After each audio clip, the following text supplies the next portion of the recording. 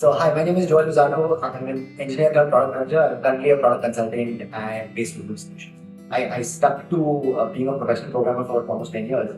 And for me, it became very clear by that point that as an engineer, at least in an Indian company, there's a level to which you can influence these things. Like you're expected to just focus on your coding, and if you're interested in that and you can fully focus on that, there's a whole depth that you can lose yourself in and get a lot of satisfaction from, which wasn't available to me.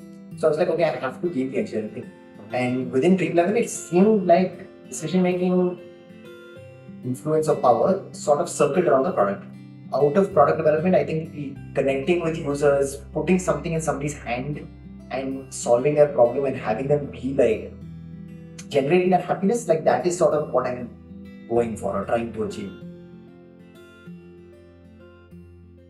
I would spend 4 months going through all the content superficially to make a curriculum, to then spend another 4 months learning it, and then I knew I'd take it.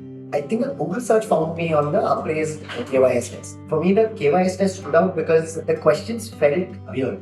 It felt like whoever made those questions had built products. It felt like there was some knowledge underneath that. Finding Upraised was like, okay, they have curriculum. No, you're buying time. Like rather than spend a bunch of time learning for free, somebody's curating it.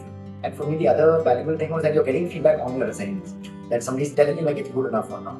Coming into the program thinking I knew everything, getting really ground down on like this document is just too long or it's just too bad or it's too meandering. I think that first assignment I did, I probably read it 3 times. Abhishek's super useful. I think what he was really able to do for me was find these spots and then give me additional curriculum that wasn't in the standard. I think the second module of the application school, that polishing and the mock interviews, I think is really where I got the most like value, I would say, of the program. I had done a bunch of mock interviews. I had gotten a couple of green lights from the expert interviews. So I'm like, okay, time to feelers out there again. I think at that point, everybody was talking about product.